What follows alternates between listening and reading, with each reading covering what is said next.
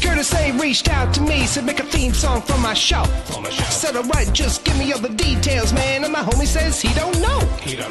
Well, if you're gonna pay me big bucks, guess I might should have something to say. He said, you know what I bring, I'm the customizing king, nothing else matters anyway. So is he gonna have guests? I don't know. Is he gonna go live? I don't know. What time will it be? What will you see? I'm pretty much in the dark, but I can guarantee he'll be customizing action figures, getting paint all on his fingers. It's art by Akerman. It's art by Akerman. Tips and tricks and conversation, sharing his gift with every nation. It's art by Akerman. Art by Akerman. You best get ready, cause now it's time for Art by Akerman. Welcome back, folks, to another How'd They Do That?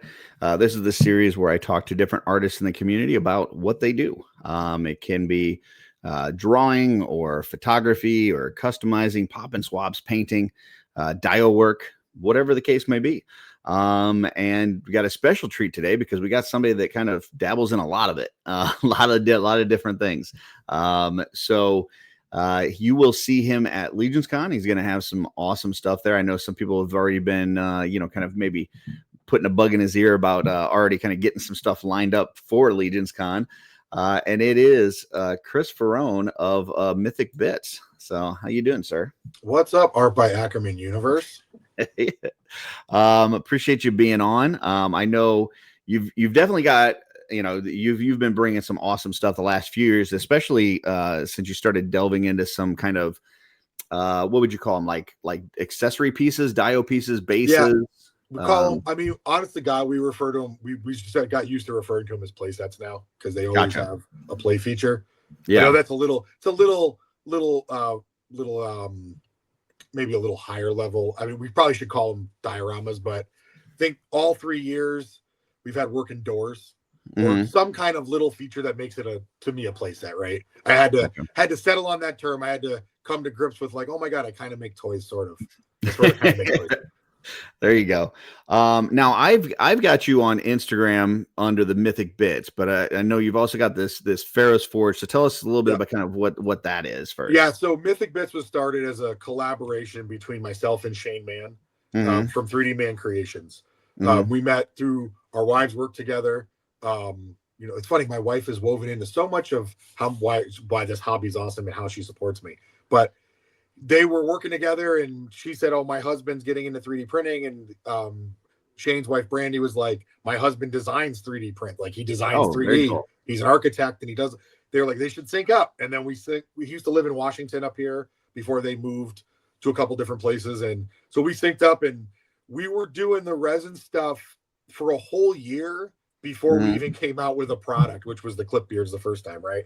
But yeah. So we decided to call it Mythic Bits. It's basically, that represents a collaboration. So when Shane and I do something together, it's Mythic Bits. Gotcha. Right? He's more quiet, reserved. I'm obviously also that way. It's very evident to everyone that, I'm not verbose or anything. So I got stuck as the face. He got stuck as the person that does all the work. And, as it should be. And Mythic Bits is mainly resin printing. Okay. Right? But Shane also prints for people in the background out of our farm in Ohio. We run 4 very large resin 3D printers, like one of the biggest ones you can get, and a couple other smaller ones. So he does bulk printing for quite a few people in the community, and we just don't talk about it. Right. Shane also has a real job, career. Actually, his career is in resin printing for dental work. Oh, wow. So he's like fully 3D print guy, like knows a lot, right? Interesting. But yeah, when I have a crazy idea, I'm like, hey, can we do this? And he never says no. He's like, we can try. That's how the playset thing was. I think year 1, we scaled up something, and Trevor, wanted it paint. We painted it, and Trevor was like, can I buy this? Like, sure, because no one wants to go home with it, right? Right. And then we were like, oh, people will buy resin printed die. You think we could do? And then we did the Dwarf Tower year 2, Great Garrison year 2, and people seemed to like that. So then last year we did the Goblin thing. you know, we've stayed in resin. Pharaohsforge is me. It's all like I make everything made by the Pharaohsforge is produced at my house. Any of the diorama stuff will mainly be in filament because I jumped into that world. I was a reverse guy. Usually you go filament to resin. Kris went resin to filament because he's backwards. Right. Because the tools caught up to what I wanted them to do. And that's kind of where I want to start, because I know we're going to start off with this piece that I think a few people have seen. It's the strong tower, and we're going to show some pictures of that. And it looks fantastic.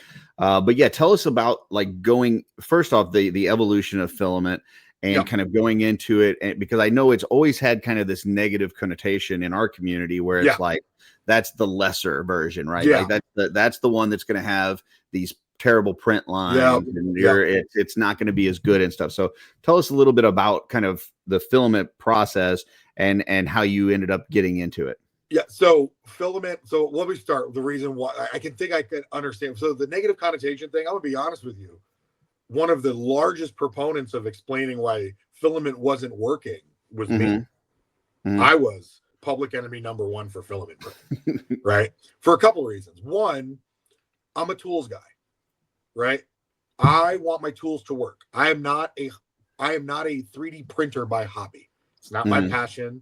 It is a tool to make my toys look better and make everyone's toys look better. Right. That's how I see it. Yeah. Ends to a means, right? Like you want the final product. Yeah. It's like, I'm not a car guy, right? I want my car to go from A to B. Does it do that? Cool. Right. Filament printing before a few years ago was very tinker heavy. A lot of it was the hobby. You were in the hobby of filament printing and making stuff, right? Which is totally okay. That's great if that's your hobby. Resin printing, and I've been doing resin printing now. God, I'm going on year 5, I think. Even the earlier version, even the early ones were pretty stupid proof, right? If long as you leveled it, put the little piece of paper under there, and you can handle all the chemical stuff, it's safety heavy, but mechanically, it's not the hardest thing to do, right? So that's why I gravitated towards it. And then on top of that, for what we're doing, we were all doing small stuff, right?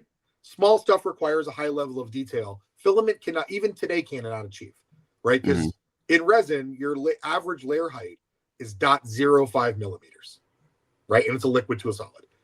In filament, the best filament printers today, if you want to dial yours in and print for 1 million years, will do it at 0.8. 0.8 is still so much many factors greater than 0.05, right? Gotcha. Most filament printers are printing at like 2, or well, I should say 0.2, but they're printing even bigger than 0.8. Like 0.8 is like, or 1.8 is that's like long prints. The average printer is not printing at that, right? So that's really the difference, right? The layer heights that are achievable are completely different, right? So it's a different tool. You can hammer a screw into a piece of wood. Just because it doesn't mean it's the right tool for the job. Understood. Right? That's always why I explain to people. So 3-ish years ago, a company called Bamboo Labs came out, and from what I understand, the CEO used to be the guy that made up DJI drones. If you ever use a DJI drone, they're awesome. Right? They just work they're easy to use and they work really well. That's what it's a resin printer, no, it's a filament printer. So that one's okay, gotcha. Yeah, so the owner, he used to own a drone company called DJI, right? Okay. In the world of drones, they're super easy to use. They work really well, right? He lost then went for a second, but I'm with you now. Yeah, my bad. He went and started a 3D print company called Bamboo Labs, right? Okay. They made printers. Their printers were not a new style. They were not new tech. They took existing things and refined them and made a great user experience and printers that worked within 20 minutes out of the box. Gotcha. You weren't assembling a kit. You were opening your printer, unboxing it, taking some screws out that hold plates in and things like that, and putting some filament in and hitting your first print. And that's what you were doing. And that changed everything because it made everyone else have to start thinking about the user experience more than the theoretical, what can this machine do when it's tuned, right? And they were unpopular for a while. That pissed a lot of people off. From what I understand from listening to YouTube and watching all these videos, it made a lot of people uncomfortable because it was kind of like a hobbyist paradise. And now you're seeing these machines in woodworking shops and metal shops and all kind. And it's invaded our hobby. Like there's a bunch of us now doing filament printing out in space. And again, it's just a tool. I find it useful as a tool for big stuff. Gotcha. Even the resin play sets, we were kind of limited, you know, that you can only do so much with resin in terms of like size, right? You got to more. It starts getting very expensive. Yep. Yeah, real quick. And you know, and you got to use inexpensive resin to make big things. You don't have to use it to make small things, right? Which I think we'll touch on later. But there's also some durability things with resin because of the fragility of it, like, you know, the brittleness of it. Correct. That makes it not as great for big things like especially the resin you're going to use to do big things, right? Yeah. There are tougher resins, and I use them, and we'll talk about one later when we talk about another segment of a resin I use for tough, right? That's almost indestructible. You're not printing a 15-inch tower out of that because you're not. It would be very expensive. It'd be like $500, right? Yeah. And I think at that point we've kind of lost the plot. Yeah, when we're talking about things like that. So, and then you got to go, and then on top of that, you got to paint it yourself. Well, Filament offers large scale productability. It's a bigger volume, right? The average filament printer out now is 256 millimeters cubed, which is about 10 inches and change cubed for those for everyone, right? That's a big, and it's a big volume, right? So you can achieve different things, different tool for different things, and they've become good enough to where, you know, the print quality is good. There are still going to be, if you buy a filament print, you will have layer lines, you will see them. It's not avoidable. I think they've been minimized, and you got to pick designs that lean into them. But I got into it. I bought some. I did weapons rack. I did little stuff last year because I was a punk. And if my print was over like 4 hours, I'd start freaking out. Like, oh my God, what am I going to do? What if this thing fails? And I think I'm probably a few thousand filament prints in, if not more. And on these machines, I run a farm of them now. I've had 10 failures tops, and 8 of them were my fault. Gotcha. Where I didn't do something right. So they're really reliable. And that's where we are now. And I think in the next 2 years, you're going to see that in this hobby, you'll see some things with film. And there's been Jay Bierman's been doing it for a while. That dude is like the OG filament person. Stefan's been in it for a little bit. Steph's had some great stuff lately. I mean, he had that like cosmic ship last year. And he's got the long boat this year, which is phenomenal. So sick, right? Yeah. So I didn't want to dip into that space, right? I think we with Mythic Bits, we were already in the diorama thing. I think we were. I mean, I'm going to go on a limb. I think we're the only ones printing big ass resin prints in dioramas. I don't think anyone else does them now, right? It's one of the things that we did because we wanted to push. I liked the bases. Like I thought those bases were really cool. Like for the characters and stuff. Oh yeah.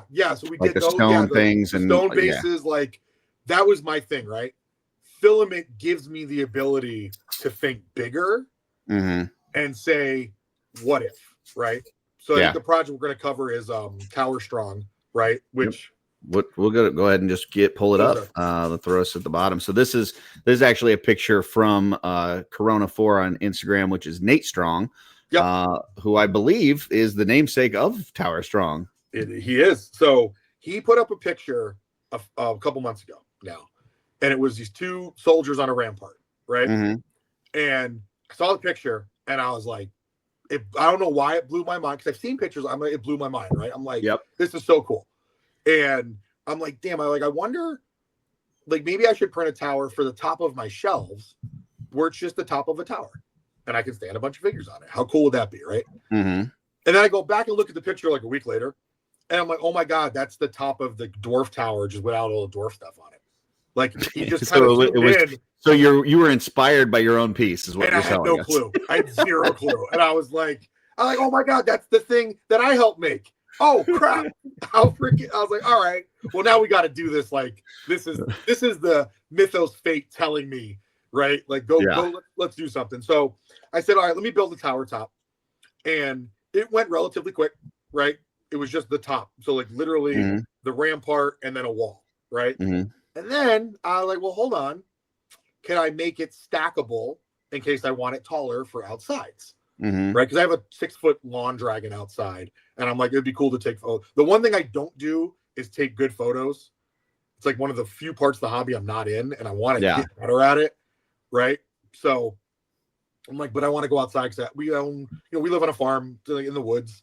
Right. So there's cool stuff I could do. Then it was like, all right, let's, how do I connect these things? And then I had it at 3 pieces, was one of the earliest versions of it. There was no door. There was a window, and the pieces connected, and I was showing it off, and people were like, and usually what I do is I'll show something I'm working on for me. And if enough people are interested, I say, oh, wait, maybe this is something I should bring to LegionsCon. Right. Right. Because I kind of pop up every year, bring whatever I'm bringing to LegionsCon for other folks. Right. But then I came to a crossroads because the pieces what you see in the picture is how it's all nested together. It's not how the original tower worked. The pieces didn't sit inside each other. I was like, how am I going to ship this crap? It was just one big thing, huh? Yeah, it's not small, right? So you start doing shipping rates and you're like, oh, it's going to be like $60 to ship one or $40 to ship one. Well, this isn't going to work. So I'm like, all right, so what do I do now? And the original had a lot of meat on the inside of the cylinder. And I figured out I don't need all that meat. So I went and slimmed everything down. And then I was looking at, we were watching TV, and then there was a scene on the TV show with a Russian nesting doll. And I'm like, oh, I bet you I could make the tower do that. But if I can make it do that, why wouldn't I make it taller? And then if I make it taller, why wouldn't I cut a door into it? So I had Jason Rodriguez help me cut the door and sculpt the stonework around the door. And then that's how we got where we are. Then I was like, okay, well, how tall do we want to make it? And what do we want? What do I want the base model to look like? And settle on about 33.5 inches tall, with each section adding, each infinity section adding 5 inches when you put a ring on it. How am I going to connect it? That's how the rings came about. And then the last thing, and this is really important for me this year, we've done a lot of resin. You have to paint those. You have no choice, right? They come in one light gray resin. Filament gives you the ability to print in color, right? You can buy filament, almost any color you can think of. There is a filament out there to print, right? So I wanted to lean into that and make something that didn't necessarily need to be painted the minute you got home. Gotcha. I will be clear. I recommend painting these, right? But it's not necessary. And that's why the rings, if you look at the accent rings we have, and I'll go through how this thing works. But if you look at it when it's fully built, the accent rings, they're in a different gray. That's intentional to make it look more like you don't have to paint it if you don't want to. Because that is the one feedback I take every year is someone's like, do you sell these paints? And I'm like, I do not. Because I don't have time to make them, print them. They were coming out, the resin ones were coming out of Ohio. We painted them for year 1 for LegionsCon. I didn't sleep that whole weekend because I was busy painting. That will never happen again. I can't do that. I can't put my body through that, right? And then the pressure to do a good paint job in like 4 hours on a 14-inch tower is kind of unreal, right? So that's where we are. So now what you have up is it's tower strong. How you're going to get it in the package. So a question on this, like, because I see, and we'll go into kind of like this thing is like it's huge, right? Yes. Like you can make it, yes. like you make it like what if somebody just wanted like what we have here in the How It Begins photo? What if somebody just wanted like 2 of those around that size? Like do you have like options to where people can like, hey, I just want 2 sections in the top. I don't want like the whole thing or whatever. Sort of. The smallest you can make it in the one you get is 22. Okay. Because there are repeatable sections that can be pulled out, right? And we can, when we're going live, we can mark. So if you look at the How It Continues portion, there's 2 cylinders behind the rampart on the left that are the same. They're bigger, right? Bigger cylinders. You only need 1 of those, right? Because it goes base connects to next biggest cylinder down, connects to its own self, but then you could cut that out and connect it to the next cylinders down. So it's fairly modular that way. In the future, I could do, if someone wanted one smaller, I could totally just make a new ring and make it work. Right. So like the one in the How It Begins photo, how tall is that right there? So that's the whole kit. Right. But like, let's say that's how they wanted to display it. I'm not saying they did, but let's say that they wanted to. How tall is that? I would say that's about, a matter of fact, I know how tall it is because I put it in a box. It's 16 and a half. Okay. So the smallest. Because like I'm envisioning in my head two that are about that, like 16 something. Like, you put them side by side, maybe even put like one of your gates or something that you have in the middle and like make it a whole like castle front. Yeah. Right. So next year that will be possible. Okay. 16 and a half is a little, for the scale we're using, it's a little constraining on size. Like I found that 22, which is the minimum this whole kit can be, right? You can just cut out some parts and be a 22. 22 is about the right minimum for towers because your walls for our scale really should run about 12. Gotcha. Now, when I have walls out, you almost got spoiler for next year. I'll be working on a castle gate system that will work with this tower, right? So the plan is to keep expanding the process, right? 12 is about, and then eventually get us catapults and crossbows, and then we can play crossbows and catapults. Stefan's got it. He's already got the catapults working. He's ahead of me. I want that game in a Mythic Legion scale. It's getting there. Yeah, we're getting there. So 22 is the minimum. What is the highest that goes through? Well, the highest the starter kit comes with is 33 and a half. Okay. Right. That's fully extended, fully assembled with a tape measure. So maybe I'm off a 1/4 inch one way or the other. Should be 33 and a half. And how many sections are different between the 20, 22 and 33? Like how many is it one section? So the only completely repeated section is section 2 and 3, which are the two larger rings. In the picture behind the rampart there. Correct. Okay. The window section and the section behind it are the same size. However, one has a window and one does not, and that was intentional. Gotcha. Okay. Because I couldn't windows. So the thing was, I wanted to make the sections to the idea though. So the option was make less sections, fuse them together, right? Still be nesting down stackable, but then every time you added a section, you'd be adding 10 inches at a time. Gotcha. Or break them down a little smaller, and when you add a section, you could add just 5, right? Okay. So you could add them in smaller increments the way I decided to do it. Will you have individual parts? Like, let's say that somebody just wanted an extra rampart. They didn't want, like, you will have that as well. That'll be all once we're past LegionsCon. At LegionsCon, I probably won't unless someone's really like, hey, I want to buy a 22-inch version and can I pay a little less? I'm sure I'll be able to figure out a little bit less price. I'll tell people up front, you don't want to probably go that route because I'd have to price it in a way that I don't think would be awesome, right? And if someone wants to buy the extra, sure. Afterwards, though, these will be the first time. So normally with our play sets, hasn't had good luck after LegionsCon shipping them successfully because Shane drives them across from Ohio, right? Right, like you said, resin is notoriously finicky and it's expensive. So if a part breaks, we're out $20-30 to print it, right? This is a little bit more inexpensive, and a little more durable. So I will be shipping these after LegionsCon. I'll go to this photo here because this one actually has that's the box, right? That's it's the box packed in. That's what it collapses down to. Okay. And there's about 2 inches of room in that height in that box for padding.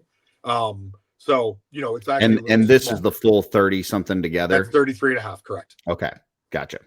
So that's 33 and a half. That's what it looks like when it's fully assembled. So far, a few people have gotten samples of them. Of course, Nate got one. Dan Tobin wasn't early because he was going to a con. He said he'd bring it for me, and a few others. So far, I've offered everyone, hey, send me a video, or send me call me if you need help assembling it. I'm 0 for 3. No one has had to call me to assemble it so far. I will have some videos on Instagram that are how-to videos before the con. So with this, if you were to take this down to the smaller version, which sections on this come out? It's a good question. So if you look at the section right above the door, you're going to keep that one. Okay. Right. The section right above that's optional. Okay. So you could remove that. Yep. Your window and the window and the stone below the window are the same size. Either one of those sections. Okay. Right. Because the way it works is you have your first section, that ring seats into the big section, transitions you to the smaller section.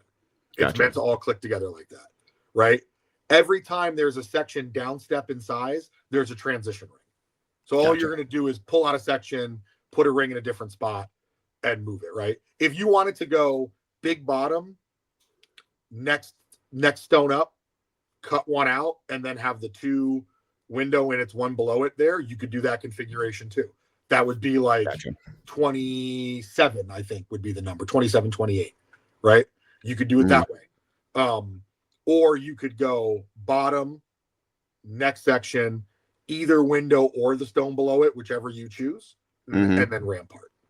Right. And if you wanted to do this without the big door at the bottom, you could just turn it around, right? You could like just the turn it backside around. does not. Okay. Like if you want it for a photo or whatever. Absolutely. Yeah. And that was intentional too. Like at first this had no door. And then, you know, I had to take some feedback. People were like, well, what if someone wants a door? And I'm like, cool. I was dreading doing a door, but you know, the door kind of worked out good. I would say this, that I think the tower is a solid effort, solid A-. The door is kind of like a B+. It's a little wide. I think it's great. Like, I don't know that I would have this much room height-wise to do this, but if you can take out the 2 sections, I think it's great. The other thing is that I can't imagine too many people wanting one of these. Like, to me, this has to be like you have to get 2, right? Like, how do you buy 1 rampart?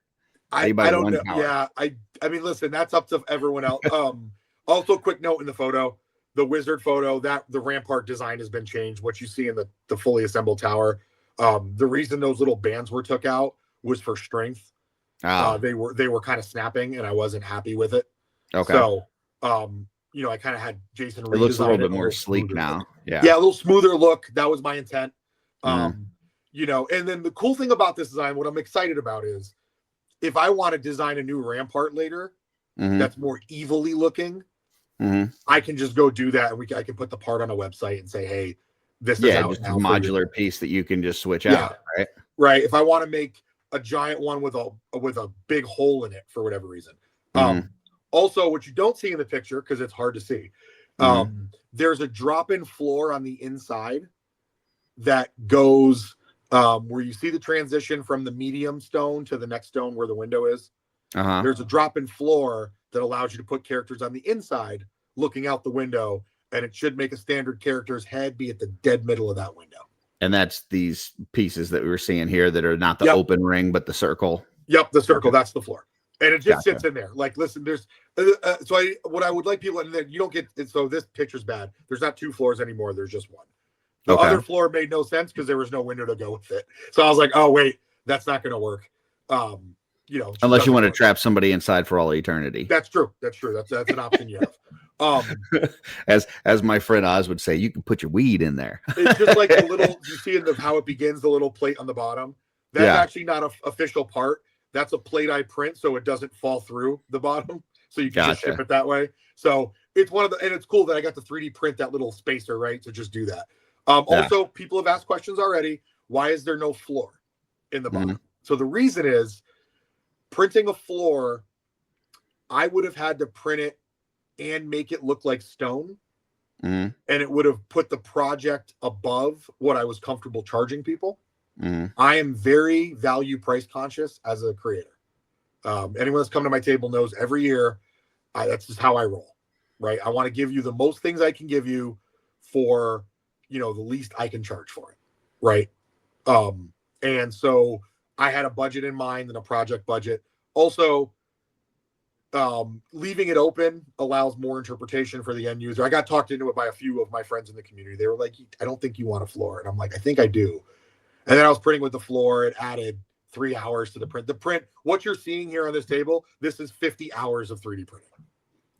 Gotcha. It's 50, right? Wow. I do spread that across multiple machines, so it's definitely less in real time, but 50 hours is a long time, right?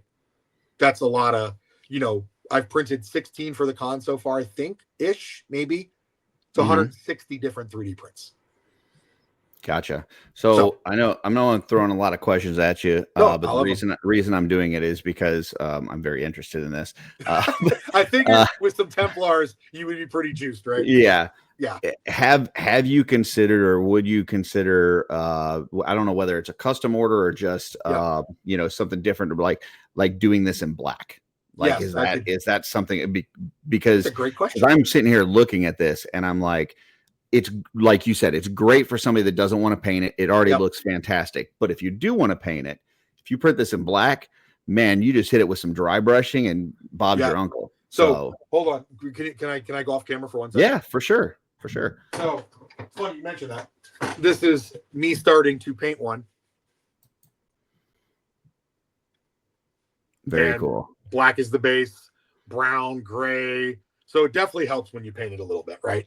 Yeah. So yes, the answer is post LegionsCon. So the ones in LegionsCon are going to be in gray. Okay. I tell people if you want to paint it, I'd rattle can the damn thing.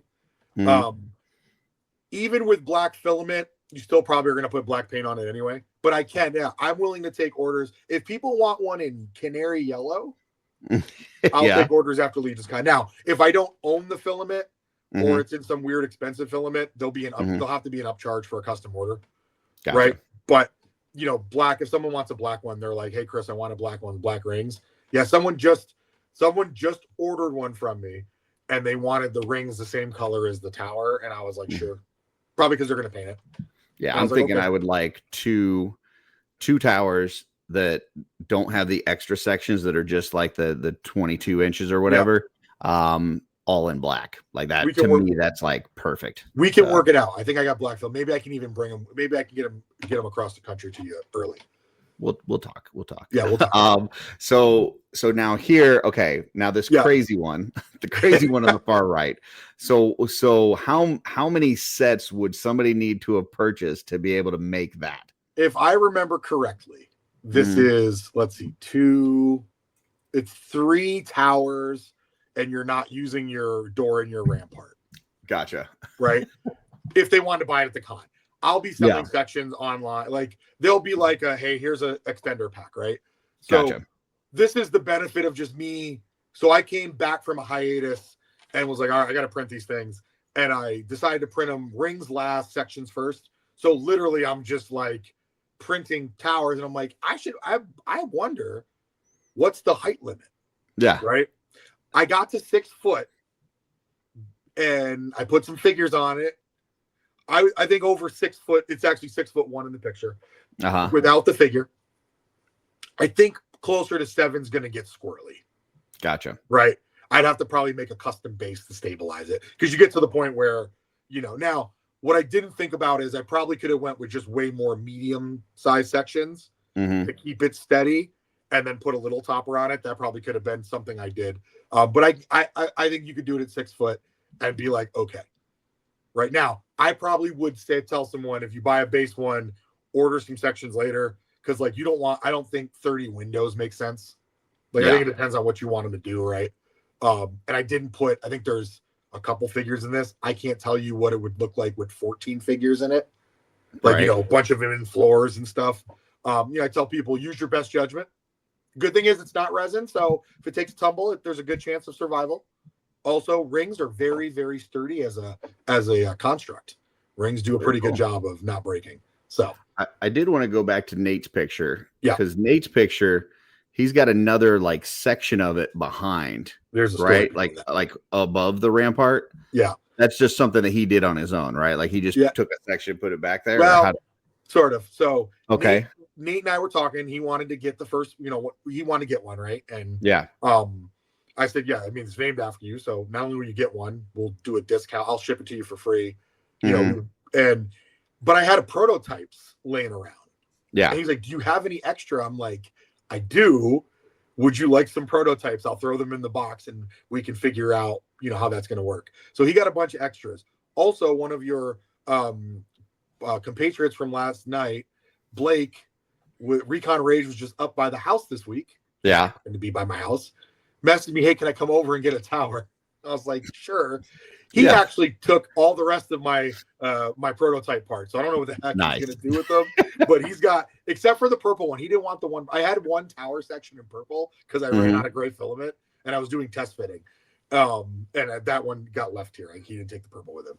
But he took all the gray ones. I don't know. It's enough to probably build close to a 6-foot tower worth of prototype part. Now, they don't really fit well together. I don't know what he's going to do. But we kind of, it's funny, I had them in a garbage bag of just plastic, right? Yeah. For me to get rid of and recycle. And we literally opened the bag here. I was like, you want? I mean, there was nothing else and there's no food or anything. It was just plastic parts, right? He was like out. So that's got stuff in the back. But if you wanted to use the tower, if you just bought one, you could set up a shot where you take the top rampart plus one section underneath it. Yeah. Take the other parts, put them on some kind of riser, build it behind that so you can't see the top of the second section and recreate his shot. And it would all come in the same kit. Gotcha. So also intentional, right? So you could definitely do this with one set. Yep. The original tower was 22 before I cut out the middle sections, right? My original one was a base, a middle, a window, and a top. The only reason it got bigger, when I cut out the middle sections, it was going to be the same price either way, right? The smaller version was the same price because it had more meat inside of it. There were no connector rings. There were no like rings in there to like connect them. All the parts just kind of fit into each other. But again, shipping it meant you couldn't stack it, and it shipped in like a picture like 9,999 sofa. Yeah, so picture like a 27-inch around box. Yeah, send it, right? Or 18 around. It just wasn't going to work cost effectively.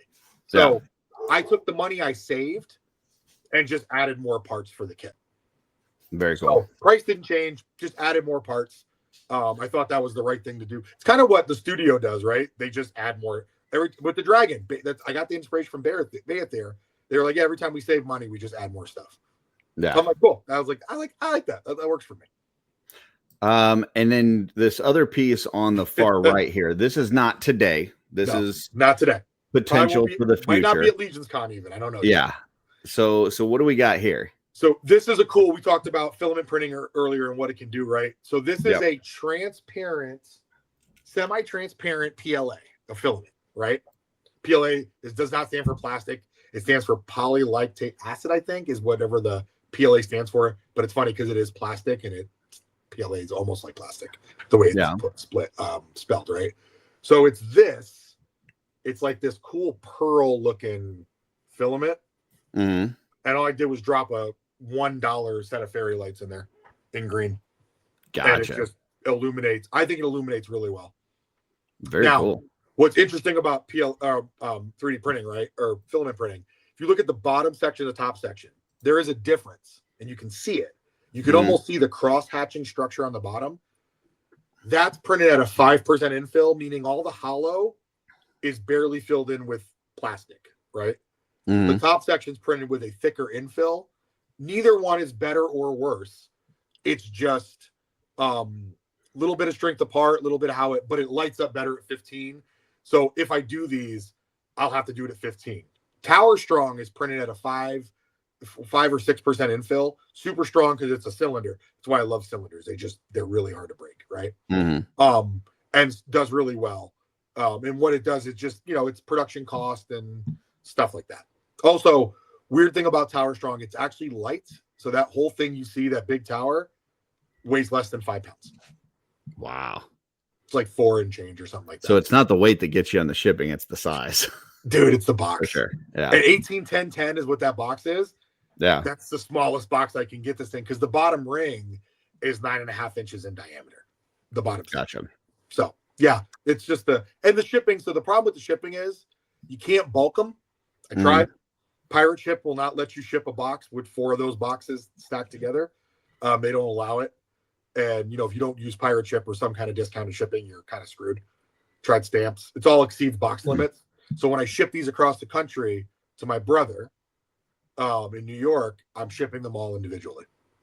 Gotcha. So like you can't even, if somebody bought 2 sets, there's no way to stack it inside of each other to reduce. I could try 2. I think 2. But what I did was when I started stacking them, The savings in shipping was like $1. Gotcha. It was like 40. It was like $39.60 to ship 2, or $20 to ship 1. Gotcha. And I'm like, well, I might as well just ship them individually, because this way, if 1 box gets lost, I don't have to lose 2 boxes. Yeah. Right. Totally. So, totally. Awesome. Anything else on the tower before we move on to our next? No. Thing? Only thing I'll say is, like I say this every year. I'm gonna print a bunch. So far, we've never printed enough of the diorama. I always get complaints that we ran out. I apologize in advance. There's only so many, and if you want them, try to swing by early. They probably won't go in the first 10 minutes. I doubt something like this will not. But do you do any sort of pre-orders beforehand? I know some people have, where they they'll take money and then you just pick it up at LegionsCon. Is that anything that you do? I am still tossing that up in Okay. my brain. Mainly because I feel if I do too many pre-orders, right, and then there's none to sell for the general population that doesn't find out about this. Yeah. My guilt level is almost unbearable for myself, and I feel bad. Right. So it's like a capacity thing. Like, you can only make this much between now and LegionsCon. Yeah. You want to make sure that you have some for the normies, right? I want some people that are finding it out of the show. It's super cool when someone walks by and they're like, "Oh, what's that? Can I buy that?" Right. Yeah. And we kind of ran into that with the weapons racks last year. So I made, I don't know, 150 of those things. I was sold out by 12:30 on Saturday. So I spent Saturday and Sunday telling everyone I'm out of stock. And it was all people that didn't know me, just kind of there. And it sucked. It's always like a bummer, especially because I don't really sell very much online. Right. I do get that. I will say we had a discussion yesterday on my channel, and I think on Offworld last night as well. But, that kind of purchasing stuff beforehand is become a bigger part of the LegionsCon experience, in my opinion, to where it's like, you already have that money set aside. I bought a boat from Stefan. I was like, can I just pay you for this and then pick it up at LegionsCon? He's like, yeah, just order it on the site and put a note in there. Did the same thing with Brian Lynn for his pillars that he's selling. Because then it's like, even if money's tight at the con and you're like, I really can't afford anything else, you've already got cool stuff you're coming home with. Right? And I'm working on it. So I'm thinking what might happen is I might split the baby and say, hey, anyone that's worried about, because most of the time I get feedback, they're just worried about getting to me in time, right? It's usually like, I'm just worried, Kris, that, because the diorama stuff's a little more pricey. So I think, most people are like, I got to put money. I know how much this diorama is going to cost, right? And by the way, I don't know why we're dancing around it. The diorama is $160 at LegionsCon. That's the LegionsCon price. That's the cheapest it's ever going to be. After the con, they will be $160 plus actual shipping. Gotcha. And there'll be a couple bonuses at the con that I will leave for surprises at the con that'll come with the tower that won't come with it afterwards, right? I came to the 160 materials, print time, all that stuff. I think it's a very fair price for the. Oh, totally. When you see it in person, so this is what I've been told for the few people that have them. You don't realize how big it is until you actually get it at your house. But the cool thing is, Dan Tobin gave me this feedback. He's like, I don't have anything that eats up vertical space. He's like, it doesn't eat up a lot of horizontal space. He's like, I don't think I have a lot that eats up vertical. And I think a lot of collectors are that way, where if you're not in an enclosed case or something, it eats up, and it was for me, eats up the top of my shelf. The top of my shelf to my ceiling is kind of free. So I might do something where it's like, hey, come see me Thursday or Friday, slip me some, I'll put your name on one. Right? Gotcha. That kind of deal. Okay. So I think we're gonna, and I'll figure that out and put it on the IG channel. Yeah, you could even do it where, like, I'm throwing out fake numbers here, but like, let's say that you thought you were gonna have like 50 sets, right? You could do something where you did a limited pre-order for 20 sets. That might be it too. But then the other 30 you're gonna make available at the con, and it's first come first serve. So everyone knows everyone knows, because Curtis threw a number out there. There will definitely not be 50 of these.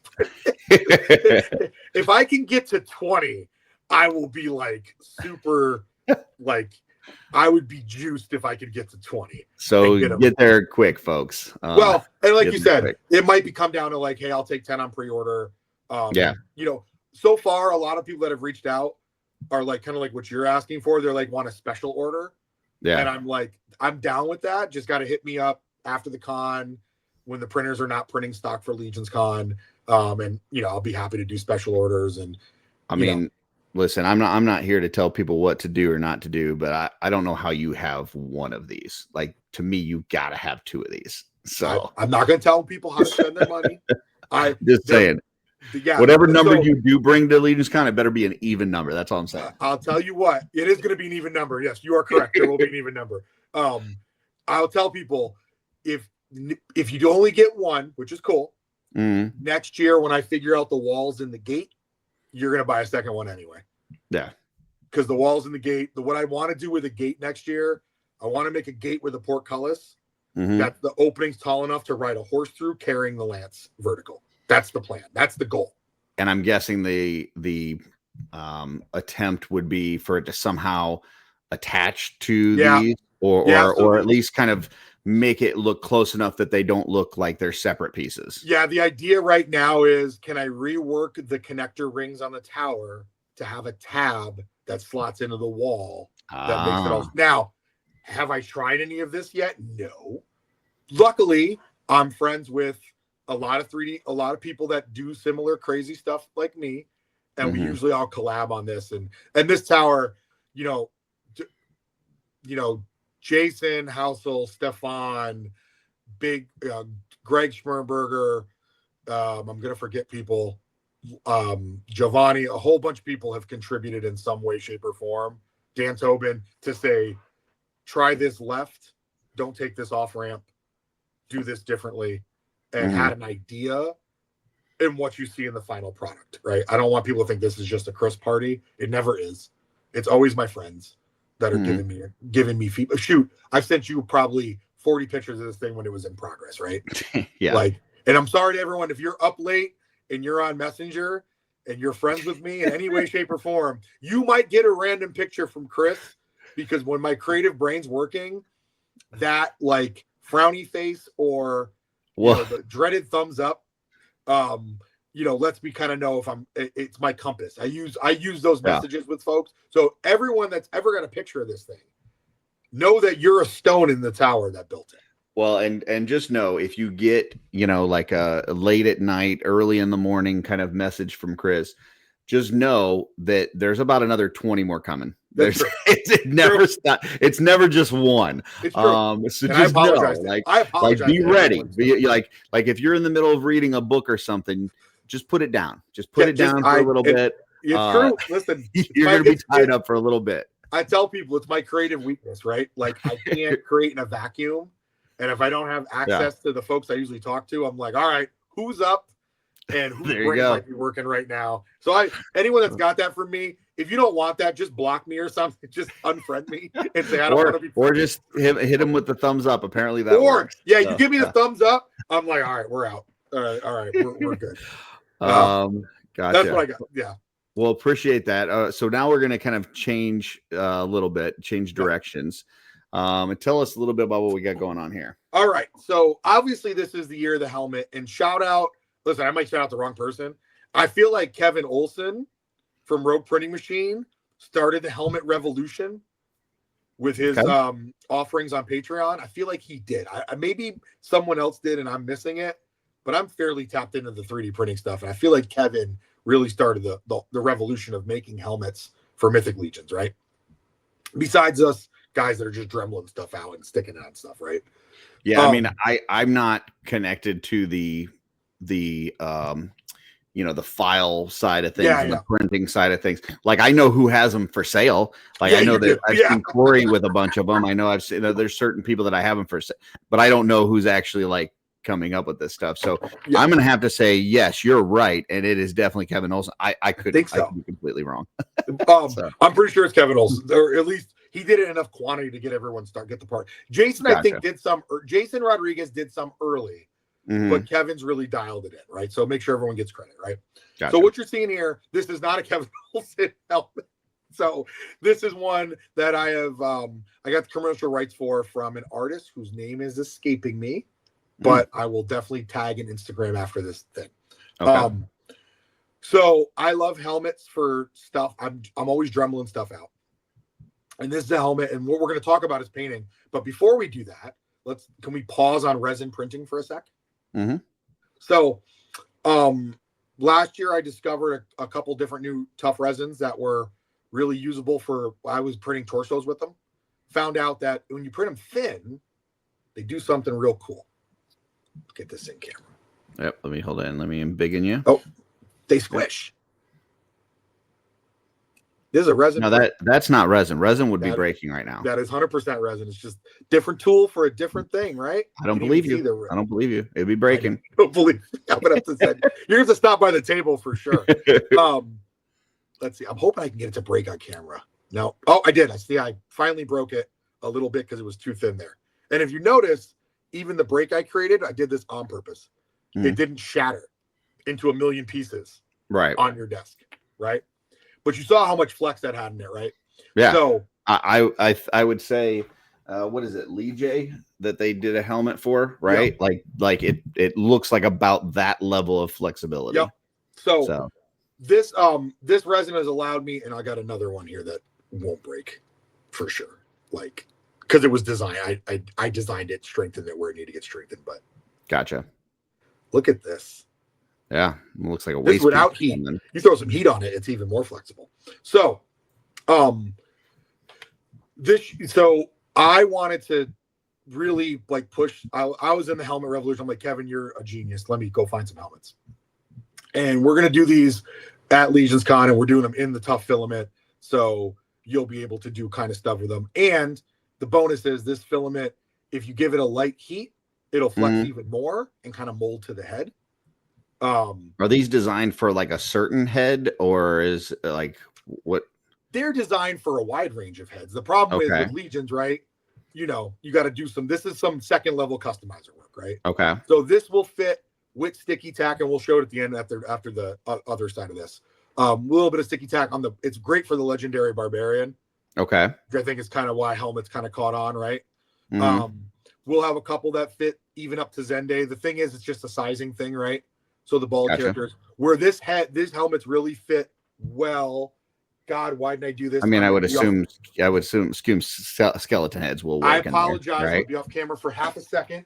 Oh, you're fine. There's another stock head they do really well on. Stock skeletons are and the new skeletons, those heads are enormous. Got to print like a whole different size helmet.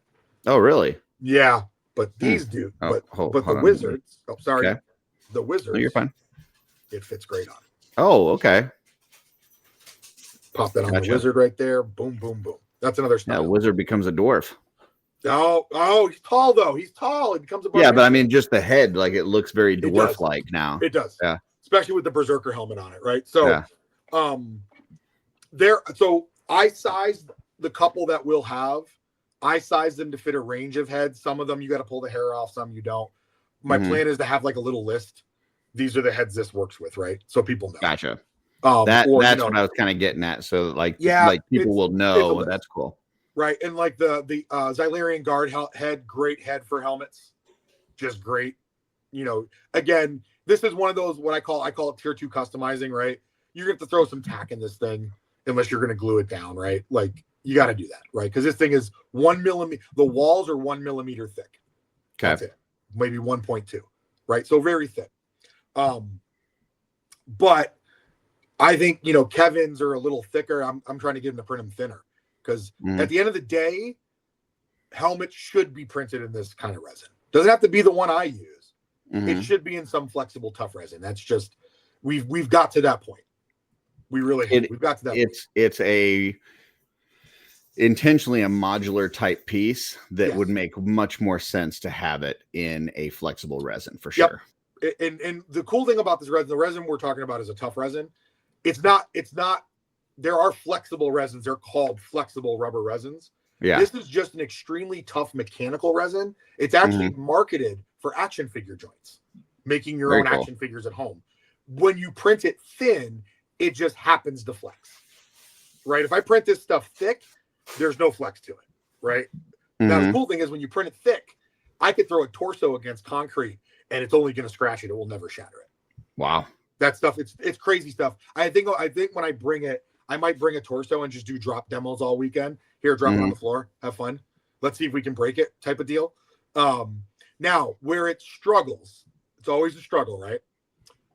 Fine points, this kind of resin doesn't do those well. That's why if you notice the horns are a little rounded on this picture, it doesn't do fine sharp points well, right? It'll roll them a little bit. Also, if you overheat it, it's gonna tear. It never shatters, it only tears. It's a weird, it's like a rubbery, it's like becomes rubbery and it tears. However, we're talking helmets, and I don't know, probably 85% of the heads that are printed. I think hopefully we all start moving to this. So the plan is this year for a Mythic Bits plug real quick. The plan is for the table to print 100% of our heads in this resin. Nice. And we're not going to raise our price. We're not going to change it. It's going to be the same. I think we do 5 heads for $20 every year, 4 for 20 or 5 for 20. It'll be the same bundle that we do every year. It won't change. Cool. So, yeah. So next we're going to show some painting on this. And for this, I'm going to actually pull up, you've done a video here. Before we pull up the video, you want to tell us kind of what we're going to see? Yep. So we're going to see a demo of a paint called Stynylrez. So before everyone runs for the hills, it's an airbrush primer that is really good for hand painting. Okay. And what makes it fun is it's got some other things inside there besides acrylic paint that will help beginners paint their figure. I think we had talked about this before. I think beginners where they get stuck is, one, you got to thin your acrylic paint, right? You just got to, right? Or else it doesn't go on right. It gets gloppy and you don't get a great result, right? You get a chalky, thick finish and you obscure details, right? Not everyone knows how to thin paint. Shoot, I'm not the greatest at thinning paint, and I've been painting for 10 years now. Not the most awesome dude at thinning paint. This stuff already, because it's meant for airbrush, it already comes thin. And it allows you to achieve a minimal brush stroke finish without having to really practice a ton. Right? Okay. That's probably the best way I can describe it. I'm going to kick off the video and then you can kind of talk over what we're seeing. So what you're going to see me is you're going to see me with my stuff in front of me. If you look at the way I'm painting, this is not sped up, by the way. This is just me painting this stuff. This is just you with too much coffee. This is just how you paint this stuff, right? So I put a little bit on the brush. I'll always wipe a little bit, and I'm going for max coverage with this paint because it's an airbrush. It's very thin already for airbrushing. You want to keep it out of the crevices. You want to really spread it across the whole model, right? I do that in short brush strokes. So the secret to the paint is it's got polyurethane baked into it. The same stuff when you go, hey, I want to get my garage floor done, and they're going to pour it. Polyurethane is what they're pouring it because the polyurethane is a self-leveling chemical, right? So this paint is going to level itself as we get through these different coats, right? It's going to gap fill. It's going to do some things like that. So painting directions is irrelevant because you're not going to see the brush strokes on it. Gotcha. When you're done. So I know people are probably looking, they're like, why is he going in different directions? That's the reason. In the cuts between these videos, what you don't see is me with my little hair dryer off camera. The other property of this paint, it dries super fast. The work time is pretty quick, right? So when it's thin like this, right? When you get it out of it'll sit in that pot for a while and be fine. But when you're painting it this thin, you're talking about 3-4 seconds with a hair dryer tops, and you got to move that thing, and it's going to dry like that. And it's actually dry to the touch. It's a dry. Like it's just dry. So in the between the cuts, right, you'll see me dry it. And you always want to do, so the darker the color, right, the less passes you have to do. So for this red brown, I go 2 passes, maybe 3. I think I do 3 passes with it to really get the coverage I want. Right. So I'm gonna do a finishing step that's going to turn this thing into something cool leather, right? And again, very beginner friendly paint. The thing you got to know is you got to do multiple passes, right? So some paint you can just do one and done. You're not getting full 100% coverage on the first try, which might discourage people at the beginning from using it. Like, man, this isn't even covering this thing. But you got to keep going. I have a little story with that. Dan Tobin, I sent him a sample. I said, hey, I'm going to send you some from Amazon. I really love this stuff. I'd love for you to try it out. Make sure I'm not crazy. He tried it and then didn't use it. 6 months later, he's like, yeah, I never got it to work. I'm like, well, did you go twice? Like, no, I only did one pass. I'm like, oh, I guess my instructions were piss poor. And then he did it a second time with 2 passes. And now he's like, yeah, now he has it in all the colors. So from Amazon, you can get like a starter pack with like 6 colors. Airbrush, USA Airbrush Supply or Badger, that's who makes the paint. They offer it in like 18 colors or more or something like that. Right. So it's got this brown is with the starter, and I'm not, by the way, I'm not invested in this place. I don't own stock in this place. I don't know the guys that run this place. I just like their paint. So I'm not like shilling their paint.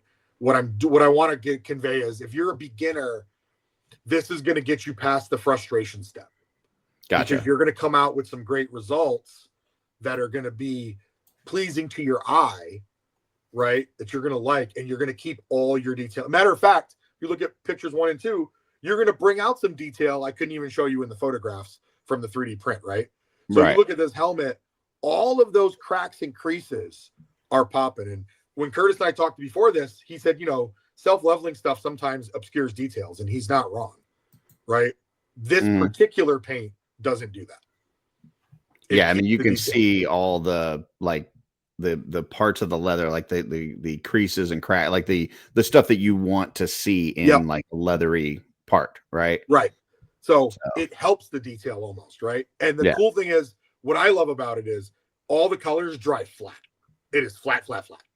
Yeah. Whereas you hit it with a semi-gloss later or whatever, except for they have one color black gloss, which actually coincidentally almost is a perfect match for Mythic Legion's black gloss. It's really close. But they offer metal colors and stuff. I think their colors are their best stuff. I don't think their metal is anything special, or their gloss really not as much, right? But they're this color. So you're going to see me going over. I'm just filling in, right? I'm looking at it. Now I'm trying to look at it and do it on camera, but I'm looking at it. And if you notice, I'm wiping a little bit less. And on the smooth parts, right? Like the smooth horns, you got to be really intentional, right? You've painted a lot of smooth stuff, Curtis. The smoother it is, the more of the pain in the butt it is to get it to look good, right? Like it's just, especially with a thin paint. Yeah. Right. Smooth loves brush strokes. Loves it. Once you get a couple coats on, it starts catching itself really well, right? And that's the mark for me of a good base coater. I believe I learned this term earlier this year from Eric Miller, which is that it has tooth to it. Tooth. Okay. Yeah. Apparently that's the term for it. That it wants to grab paint. It's got tooth. Tooth. I was going surface tension, but I like tooth way better. That's tooth. Okay. So it's got a lot of tooth to it. Because you see now, look at how much it's filling in now on this other pass, right? You're starting to see your helmet and your paint job kind of come alive. And if it's hard to see because I'm not zoomed in, but if I took a normal paint, I didn't thin it that much, and I did this, you'd be able to see the brush strokes even in this blurry video. Yeah. You'd see it everywhere. It would look awful, right? So let's remove this. And then, so this is kind of the side by side, like the start and the finish. This isn't a finish like you're selling this like this. There's going to be another step, which we're going to show in a second, but this is the finish of that priming of it, right? Yep. So now it's primed, and listen, depends on what you're using it for, right? So if this was a skin tone on a skin on a figure, I might hit it with a semi-gloss and be good. And a lot of my brown skin customs that I have, actually my 2 best ones from last year, people ask, they're like, what did you do? I'm like, this is literally a primer and a semi-gloss, and we're done. Right. Gotcha. Because I don't need, and I'll do some shading. I am the world's worst shader by a country mile. So, if I can't do it well, I try to stay away from it and let the shadows do it. But for this particular thing, we're going for a leather look, right? Because we want to do a simple leather.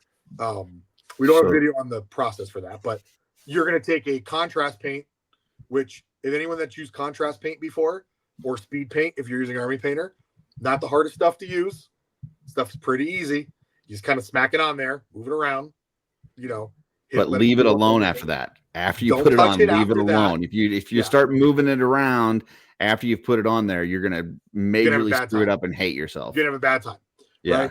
But this is with just a basic contrast pop, and I think it looks like pretty much like a leather helmet. Do you remember which contrast you used on this? Dude, this is actually Army Painter Speed Paint leather. And Gotcha. the leather's name is Hardened Leather. Okay. That's what this is. But you could achieve the same exact thing with Citadel Snakebite. Snakebite is a little more browny leather. This is a little more reddy leather, right? Now, the base coat helps, right? So this is the cool thing about the Stynylrez primer. Most people base coat in what? Black and gray. Yeah. But we unless can all they're probably doing zenithal, which would be black and white. right. But yeah. Black to gray to white, right? Like unless you're Yep. doing the zenithal prime. Base coating in color, especially when you're rocking like contrast paint, really changes the dynamic of what you're doing. Mm-hmm. And I don't think it's done a lot because, you know, primer comes in whatever spray can whoever's offering at that time, which is black, red, gray. I think I got a red one. Chaos I've red. got one green one from Citadel. There's one green like Death one. Guard green. Yeah. Right. So like just the and the kit that you buy off Amazon would come with the same thing, except red brown would be in there. Having a brown primer, having a brown primer opens up so much for this leather work. I use so much Morden Fang Brown. I was talking about that. I was on Mod Squad earlier today with Legion ladies. And I probably have bought more Morden Fang Brown paint pots than any other color in any other paint line ever. Like I love that paint. But it's mostly like you said, because whenever you're starting painting anything, you got to like cover the whole area first, right? Because no primer that you're getting is really giving you that brown starting look. Correct. So this stuff will do that. And we're going to go some other colors later, but I mean, they have pink, they have orange, they have yellow, like they have a couple different greens. Like, you know, it's a huge wide range of selection for a primer, right? You can airbrush with it. Again, this is me hand painting it. That's why I want to show. Some people see it and they're like, oh, it's airbrush primer, I'm out. I would say this too. It works better in hand than almost out of an airbrush. It dries so fast. If you don't add something to slow down the drying, working it out of an airbrush for a Mythic Legion sucks because it dries on the tip too quick. I have to add something to make it slow down. So, because, you know, we work on a bigger scale than mini painters, right? All this stuff is meant for miniature painters. No one makes a paint for action figure painters. We're not a big enough market yet, right? Maybe some, but, you know, so I wanted to show this off. I know you have a lot of folks on here that come in here for new things. Sure. If you're a new person, you try this. If you ever try it, buy it, and get stuck, you can always message me. I'll walk you through. You said it's on Amazon, right? Yeah, on Amazon. There's a I'll put a link in it, but what's it called again? It's so Styny. Hold on, now I gotta do this. Hold. Stynylrez. Stynylrez. There you go. And there should be like a multi-pack. Comes with, so the colors you'll get in the multi-pack are red, brown, olive drab, white, gray, neutral, and black. So I'm hoping that this is the right thing. So hold on, should be about 36 bucks for a second. Is this kind of what we're talking about? Yes. That red is red brown. It is not red. Do not look at the color. The color is wrong. I don't know why it looks like that. That's the red brown. Gotcha.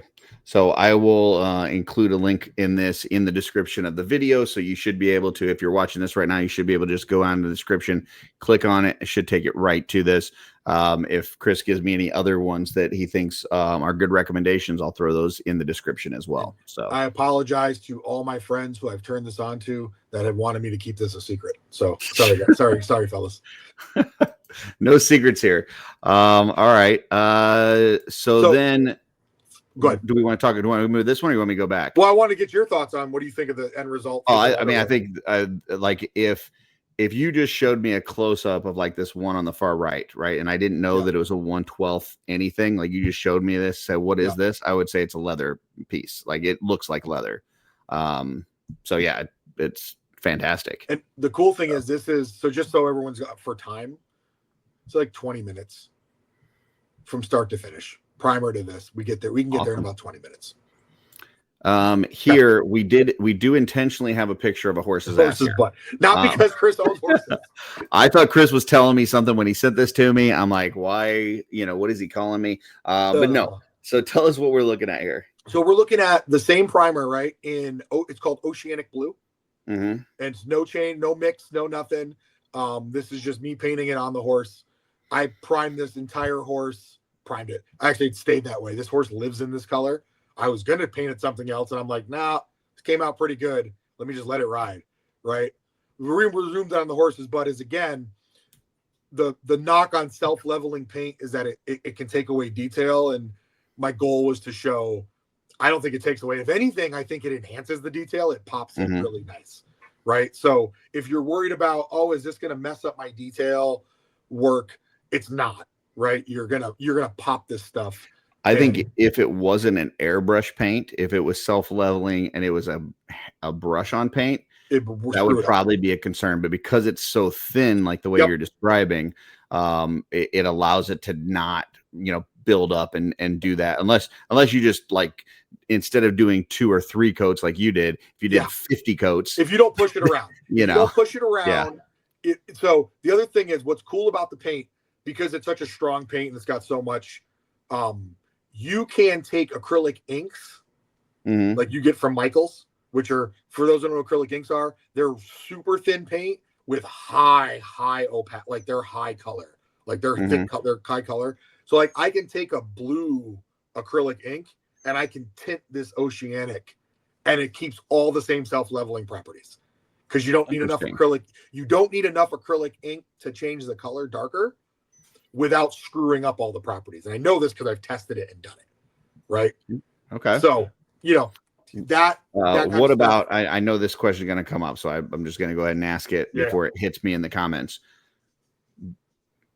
Rub on the joints, because you've now taken an entire horse and you've painted the whole thing, and people are going to be like, what about the joints? Like, how does this stuff do when it comes to that? As good as any other paint on joints. If you don't prep your joints, it's not going to matter. Okay. If you don't prep your joints, which it sucks because I didn't prepare us for this, and I apologize. I know I should have prepared us, but since we got into joints, this tool from Amazon, this little sander, has turned me from a Kris doesn't paint joints to Kris might paint joints. It oscillates up and down instead of in rotation like my Dremel. And I can do a whole set of joints in about 40 minutes. Wow. Okay. And get them like paint ready. See, I would assume that just based on how thin this stuff is that you're describing, that it probably still helps with joints, just because a little bit. You're not like one of the things when you go to paint a joint is you're adding extra thickness to that piece, right? Yep. And so it's that extra thickness that then starts to rub and have problems. Yeah. And since this is so thin, I would imagine it may not be perfect. You're, like you said, you still need to prep your joints and things like that, but I would imagine this would help with it just based on the thinness of the material.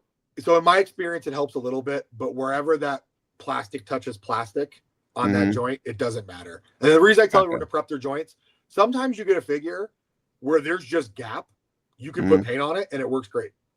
Gotcha. That is not the experience I've had with all figures, right?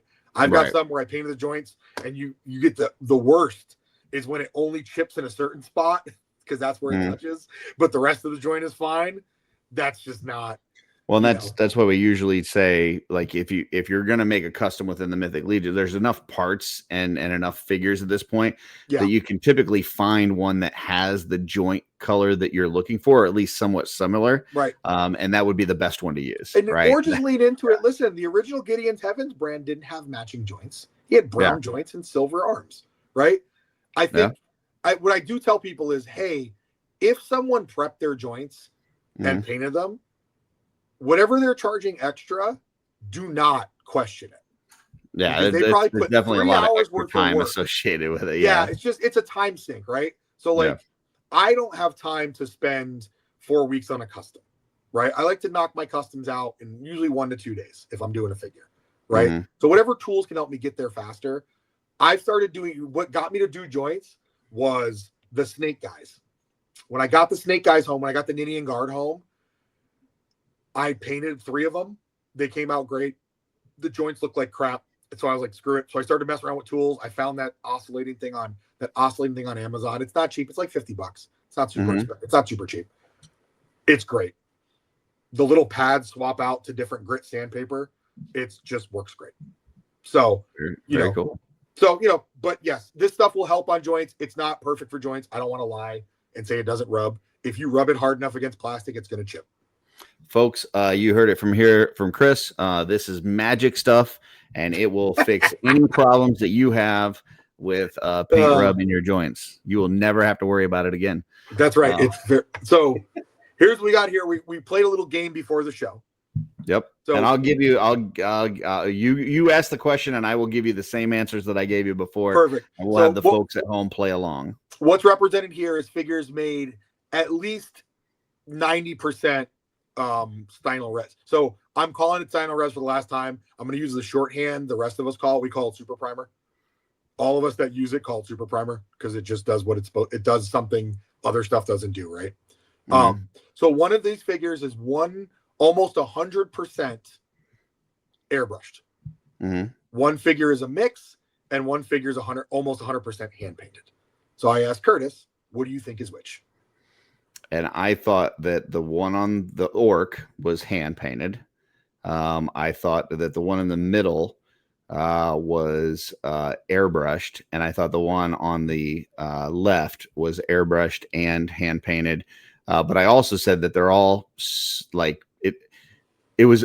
I really didn't know. I was just basically taking guesses because they all look like they could be either. So. Yeah, and if Curtis was playing baseball, he'd be going to the Hall of Fame. He hit 1 for 3, so 33%. So the mixed one is the pastel prints is fully mixed. It's hand paint and airbrush. The yellow is the airbrush. The arms and legs are hand painted for the most part. The middle guy is full hand paint using and this is all different colors of this primer. And then the orc is airbrush.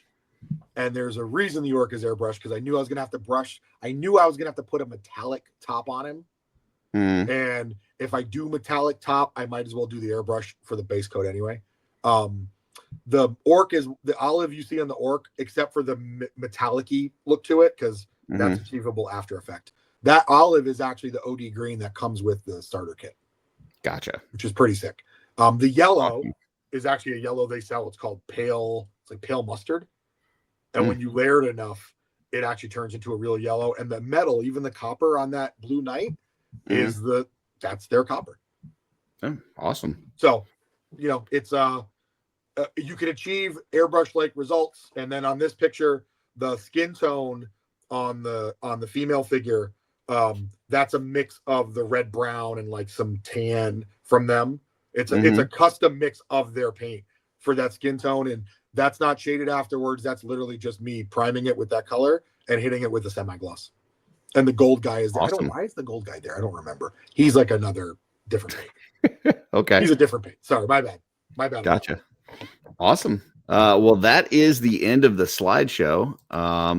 So a lot of great stuff. So talked about the towers that he's going to have. Very limited supply. Get there quick. Talk to him early. We've talked about the primer and just kind of how that works, as well as like this strong resin and kind of some of the things that you guys are doing with that. And any other things that either want to kind of impart wisdom on folks or encouragement or anything else that you'd want to share with them? Well, I saved it for the end this time. One, I'd like to thank my wife for supporting me in all my hobby stuff. Usually I do thank her in the beginning, but I'll thank her at the end this time. So she's got to watch the whole episode. So Leslie, thank you very much. Well, and since we're on that subject, I remember you saying something about not out kicking your coverage. Anything you want to touch on there? No. Something about somebody that's marrying somebody that's into horses, and you don't have to worry about what you're spending on your toys. Listen, fellas, listen, and ladies, could be a horse. Listen, if you have a spouse that is into horses, your hobby will never exceed their hobby, especially if it's toys, like in 3D printers. So that's the trick, folks. That's the secret to life. Secret to life. Horse person for sure. So the socials are at Pharaohsforge on IG, at Mythic Bits on IG. Either one will get you in contact with me on DM. Anything you saw today, if you got extra questions, I'm always willing to answer them. When you're at LegionsCon, it's every year for me. It's I don't care if you buy my stuff, stop and chit chat with me. It's the whole reason I pay for the table is so people will just stop and have a reason to have a conversation with me. I love talking about Mythic Legions. I wish I could talk about Mythic Legions more. It's the thing I'm passionate about. And it's the most fun I have every year. It fills me up every year at LegionsCon when people say, how did you do that? That was a shameless transition for this. Nice. How did like that? Good, right? You like that? Yeah, it was very nice. That's my favorite. I tell this on every time I'm on a show. My favorite part is someone's like, why did you choose that part? How did you cut that to fit? Why, how did you do that paint color? And I'm like, listen, this is how most of my methods are simple, because for every day I customize, I'm 3D printing 3 other days. So I got to keep the right tools, because you know how it is, Curtis. You don't paint for a month. You get a little bit out of practice. Yeah. And, well, I know if I don't paint for a while, my wife also will start to say maybe you need to paint, because I am not as happy of a person when I'm not painting. See, and it comes out with the people around me. And so my wife will go, maybe you need to customize today. And that's her way of saying you're kind of being a jerk. So, and we all have different time, right? And the reason I wanted to show off the paint tool today really was because it'll keep everyone at a certain base level where really you're painting to make yourself happy. Mm-hmm. In getting into selling stuff is such a different animal that you got to make customs that make you happy. Mm-hmm. Right. And hopefully the tool I showed off today with the Stynylrez, the super primer, will get people started. Maybe with some art by Akerman brushes, get people started. Absolutely. And you'll be off to the race, and you'll be so happy with the results of your first paint job with this stuff. You'll want to do a second, a third, and in a few years, we'll be buying your stuff at LegionsCon, and it'll be super fun. Very cool. All right. Well, I appreciate your time. I'm going to put you backstage. If you've got to run, that's fine. If not, hang out, and I will be with you as soon as I close out the show. We'll hang out and talk about your custom order. Thanks.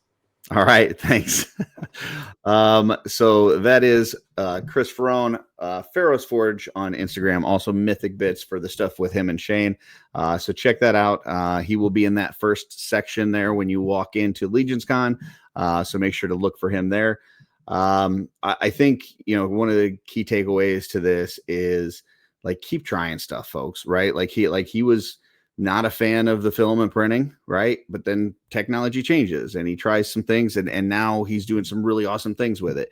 And, he's trying the new resins and how it works with kind of these, pieces like the helmet, stuff that you want to have a little bit more flex or give to it, or, testing out new things and trying this primer. And it's meant for airbrush, but what if you use it this way? And I think that's the key to all of this is that you just got to be willing to try a bunch of stuff. Some of it you're going to love, some of it you're not. And so there's a lot of stuff that we've covered on this channel, especially in this How They Do That series, where I'll talk to a bunch of different folks.